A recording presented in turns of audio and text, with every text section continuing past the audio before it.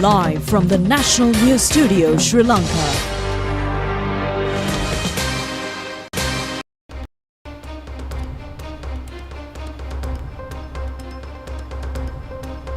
Good evening. This is the National News Telecast. I'm Uvin Hettiarachchi. And I'm Devanjali Ananda, and these are the top stories for tonight.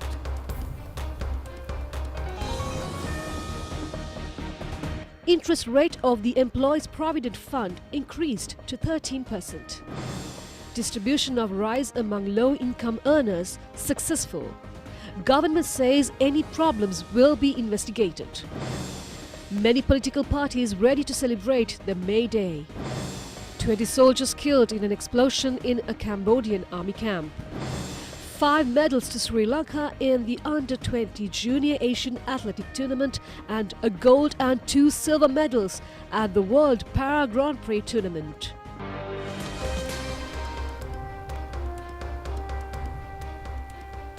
For those and other stories in detail. State Minister Ranjit Simbalapitiya says the interest being levied on the Employees Provident Fund in relation to the year 2023 will be turned into 13%. He further says the profits derived from the investments in the fund will be enabling to pay this interest. State Minister Ranjit Simbalapitiya said that in restructuring the process as a 9% interest was anticipated in the event of declining of savings below 9%, the shortfall is to be rectified through the funds of the Treasury. However, the plan is to increase the interest rate up to 13% using the funds generated through the investment in the EPF. The State Minister also said this is a victory for all concerned. State Minister of Finance Shahan Semasinghe says the benefits of strengthening of the rupee will be gradually passed on to the general public, adding that it is important for all to realize the fact that the exchange ratio in the market is being determined on the rate of demand and supply. It is also important to know the strengthening of the rupee also means the relief act. In the year 2022, rupee value had increased to 360 rupees in comparison to the value of the dollar. There has been a prediction of a depreciation of the rupee that would increase it to 450 and 500. The State Minister points out, however, that it has been possible today to maintain the rupee value at a level of 300 rupees in relation to the dollar. He further says the government economic reforms have been successful and as a result the country is being diverted onto a new development path. Distribution of rice subsidies to low-income families in 35 Gramanidari divisions in the Bandaravilla Divisional Secretariat Division has commenced yesterday. 13,565 families are scheduled to be receiving relief in this Divisional Secretariat Division. Rice on relief basis are being provided also to families which receive diabetes and kidney ailments. Divisional Secretary of Bandaravilla, Irosh Tarangaratnayaka, has presided over the inauguration of the event. The recipient said that the rice distribution program has been of immense relief to them.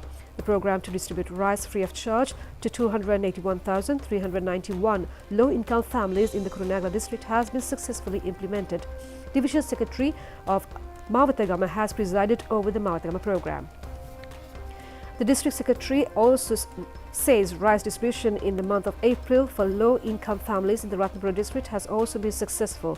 Issuing a media release, he further says that no problems have arisen regarding the standards of the rice distributed in the district.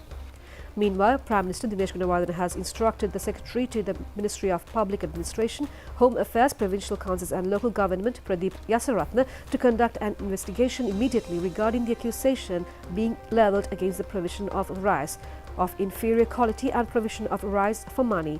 The Secretary has ordered the relevant to submit reports in this regard to him within a week. It has also been decided to deploy a special investigation team to find out whether the program is being conducted in a more systematic manner. Former President Maithripala Sirisena says that rumours are being spread via certain media regarding him leaving the island to reside in South Korea. He had issued a special media release sternly rejecting the false propaganda of this nature by his political adversaries. Maithripala Sirisena in his communique reiterated that he has no need to seek residency in South Korea or any other country in the world. He further stated that there exists an injunction order against him in the judiciary and that authorized officials of his party are successfully making arrangements to conduct an International Labour Day meeting in Gampaha Municipal Council premises.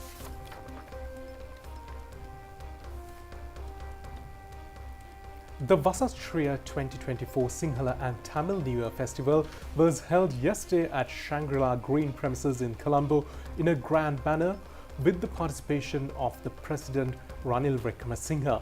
Special attention of many of the participants has been focused on the Auridu Kumara and Kumariya of the Vasatsiriya festival.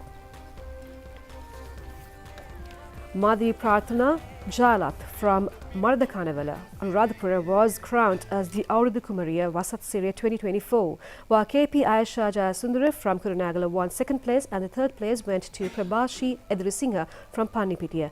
HT Muranga was crowned as the Auridu Kumara Vasatsiriya 2024 and the second place went to A.H. Kaushan Sasanka and the third place went to A.M. Hirusha Sandeepa who came from Chilao.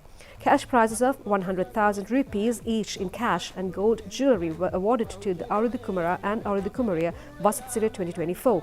Cash prizes of 75,000 rupees for second place and 50,000 rupees for third place were also awarded. Consolation prizes and certificates were also given to the finalists. The Vasatsiriya Miasi musical concert commenced at 7 p.m. at the venue with the traditional performance presented by Ranwala Balakaya led by Sahan Ranwala and other famous musical groups Infinity along with popular singers.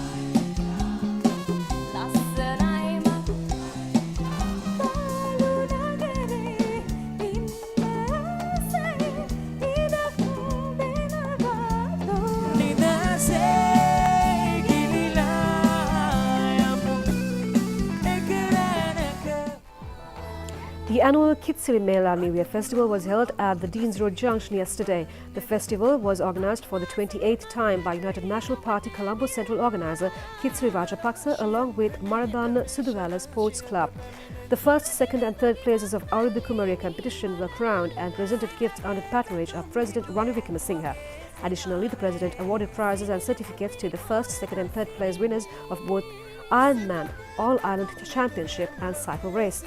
Kitsiri Rajapaksa in turn offered a commemorative gift to President Ranil Wickremesinghe.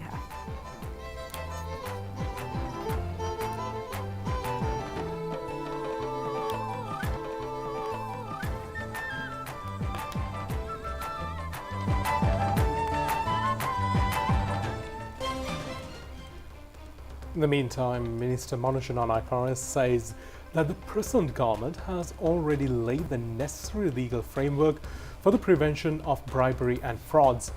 Measures have also been taken for the setting up of a legal framework to bring back into the country the monies deposited through illegal channels in overseas. The minister has made these remarks addressing a program for Ratnapura district regional media personnel. The objective of the event was to enlighten the media persons on the foreign employment field. Minister Manoj Nanayakara said the story of a hole in Umayyah project is a complete fallacy. He added that there was no basis in Anurukumara's allegation. The minister said Anurukumara had discredited himself very much through this statement. The minister also said that President Ranil Wickremesinghe had changed Bribery and Corruption Act in order to prevent committing of bribery and other forms of irregularities. The laws were altered to prevent the remittance of illegal money into this country. The fraudsters and corrupted persons would be revealed. Minister Manoj Nanayakara further said that he would propose the President to file court action against offences of delaying many years of implementation of Umayyah development project.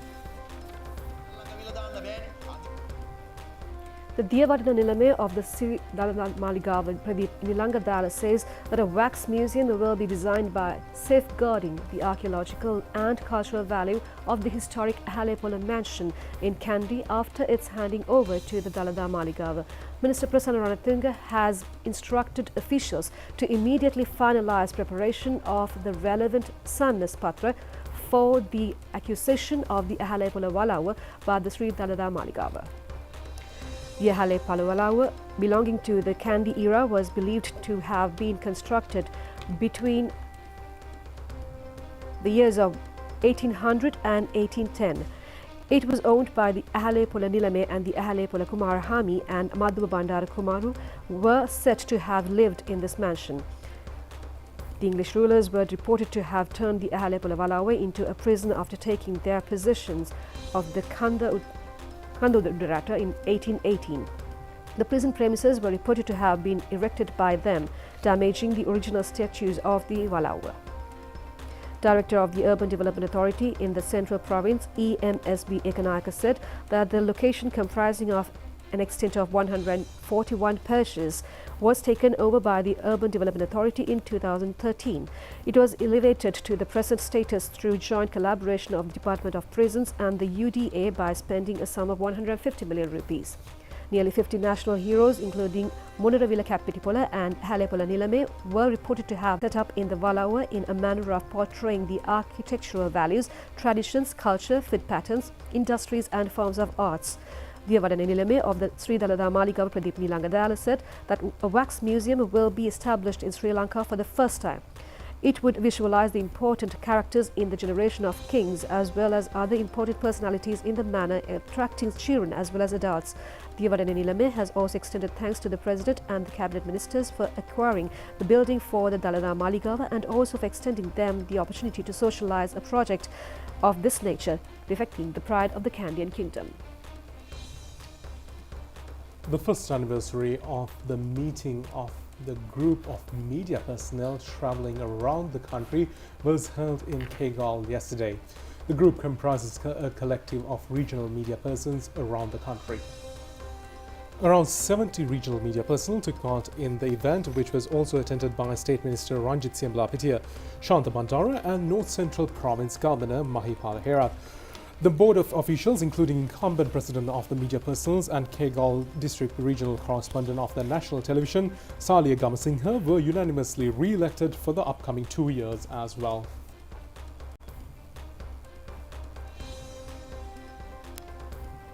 We have more local news in brief. A bomb, a stock of heroin, 2 swords and several other sharp weapons were apprehended along with 6 suspects upon inspection of a suspected van earlier in Madampe Chilau. The raid was conducted according to an information received by the Madampe police station. Thereafter, several vehicles found in a premises owned by the main suspect were taken into police custody. Sterilization through inoculation of dog loitering in Panarua sacred site. Our correspondent says the program was held throughout the day yesterday. Inaugural session of the Sri Lanka Biotechnology Association was conducted at the Bandaranaike Conference Hall recently. The objective was to disseminate knowledge in the biotechnology sector, including professors and researchers as well as industrialists have attended.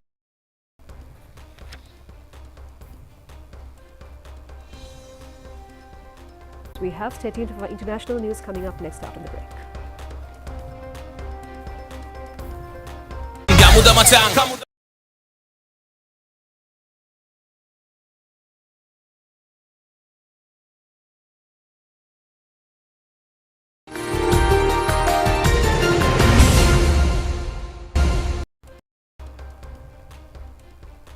On foreign news, 20 soldiers have been killed in an ammunition explosion at the military base in Cambodia. Cambodian Prime Minister Hun Manet. He was deeply shocked by the blast in the southern part of the country yesterday. The Prime Minister has instructed the government to pay compensation to deceased soldiers' families as well as injured soldiers. Cambodia's army said the incident was a warehouse ammunition explosion that destroyed a truck fully loaded with weaponry. An office building as well as nearby barracks were destroyed with 25 nearby homes affected. In 2005, 5 Cambodians died and 3 were injured after an explosion at a military arms depot near Battambang in northern western Cambodia. Hundreds more were arrested at college campuses across the United States yesterday as students protested against the war in Gaza. Protesters continue to demand a ceasefire in Gaza and divestments from companies enabling Israel's nearly 7-month war on the Palestinian enclave. Police were out in full force on college campuses yesterday as more universities witnessed protests against the continued bombing of the Gaza Strip and seeking an end to US military assistance for Israel. Hundreds of students filled in the protest encampment at the universities of California, Los Angeles in support of Palestine yesterday, day 3 of their demonstration. Security around the encampment had increased in an effort to prevent congestion. While protests have been largely peaceful, the large counter-protests are expected in the area in the coming days. In other cities, some universities have moved to shut down encampments after reports of anti-Semitic activity. Columbia University in New York City, where the Gaza solidarity protests began a week ago, students in the encampment said talks with the school officials remain at a stalemate. Protesters at Columbia University calling for a free Palestine. 9 days in, they have triggered an avalanche of demonstrations across the country. 76 people in Kenya have lost their lives to floods triggered by torrential monsoon downpours since March. The Kenyan government yesterday has issued warnings to residents to brace for even heavier rainfall. Kenya and its East African neighbors have been battered by stronger than usual rain in recent weeks, compounded by the El Nino weather pattern. Flash floods have submerged roads and neighborhoods, leading to the displacement of more than 130,000 people across 24,000 households, many of them in the capital, Nairobi. Nairobi is currently experiencing the highest impact with a significant death toll of 32 and 16,909 households displaced. The monsoons have wreaked havoc across neighboring Tanzania as well, with at least 155 people killed in flooding and landslides. In Burundi, around 96,000 people have been displaced by months of relentless rains, according to the United Nations. The famous Italian city of Venice recently launched a controversial new scheme charging tourists €5 if they only visit for the day. This is aimed at helping to protect the canal city's delicate infrastructure. Through the move, it prompted mixed responses from tourists and locals. The fee will only be charged to visitors coming in from outside Venice during peak hours and during tourist season. The Venetian officials have said that the move will be extended if the trial is successful. The northern Italian city is the first in this country to unveil such a plan. The fee will be charged for 29 peak travel days between April 25th and July 14th. Tickets must be bought online, and anyone entering the city without paying could be subject to a fine of €300. Under this scheme, varied groups hold different opinions. The introduction of the fee comes after Venice banned 3 large cruise ships in 2022 as they are seen as a risk for the city's infrastructure. However, there has been a backlash to the decision as Norwegian cruise lines have removed Venice from its itineraries this year and the next. Venice is a World Heritage Site of UNESCO and one of the most visited cities in Europe.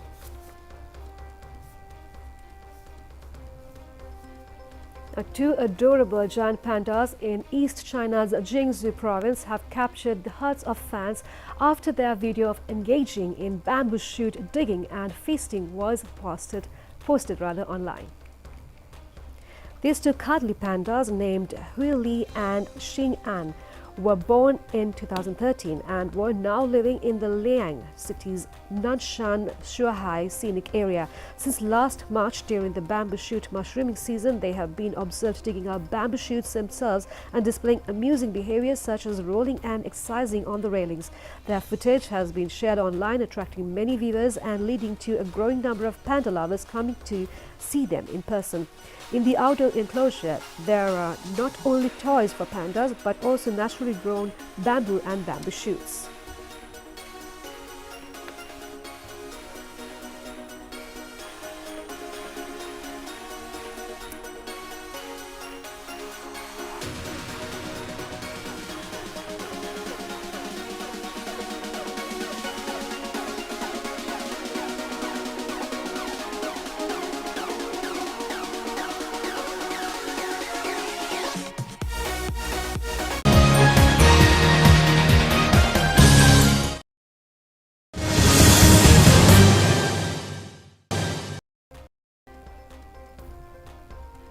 Now to sports news.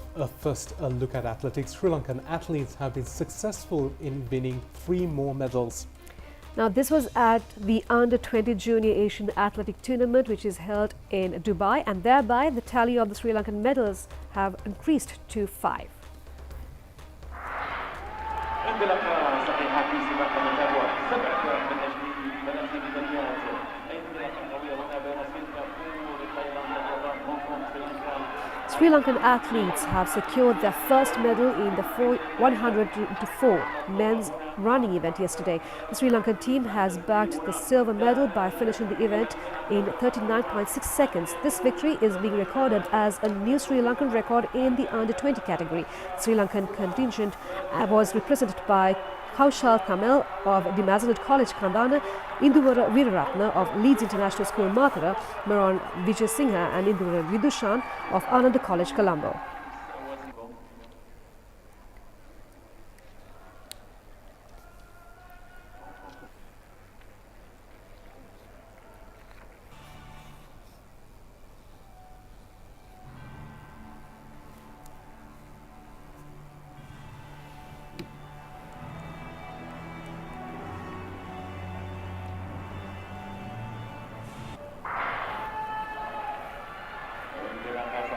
Sri Lankan athletes have also clinched the bronze medal in both men's and women's events of the 4x400 running by completing the race in 3 minutes and 40.6 seconds. The players who represented Sri Lanka in these events are Pravindiju Singha of the Malyadeva Girls School in Kurunegala, Jitma Vijayatunga of Lyceum International School in Vattala, Charunu Pramukha of the Holy Cross College in Kampaha and Nuhansa Kodituaku of the Mathura Central College.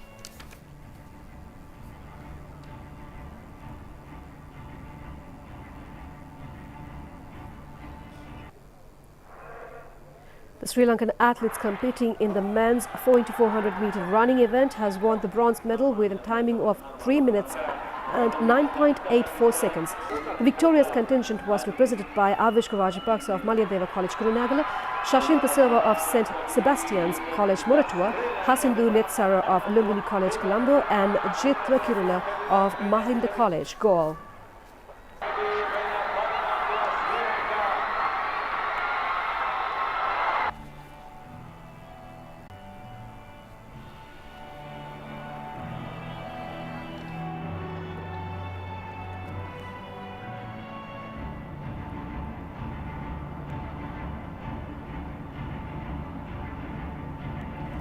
Meanwhile, Samita Dlan of Sri Lanka won a gold medal in the World Para Grand Prix Athletic Tournament in Marrakesh in Morocco. He had recorded an excellent performance of 65.74 meters in the javelin throwing event of the AF44 category. This is his best performance in his athletic career. Another Sri Lankan athlete, Pradeep Somasiri, won the silver medal in the 1,500 meter running event in the T46 category by recording a timing of 4 minutes and 4.32 seconds.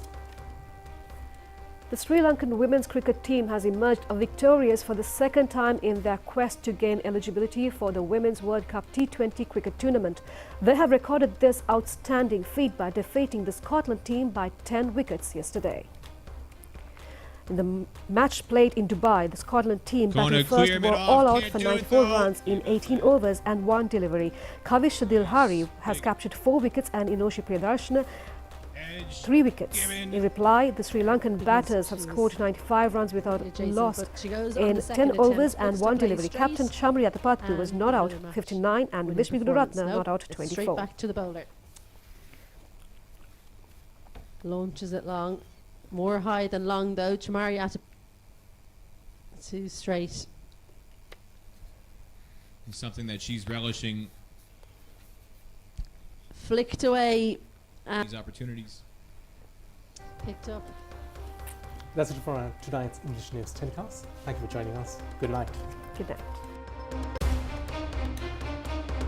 This time flicked. It's not going to get.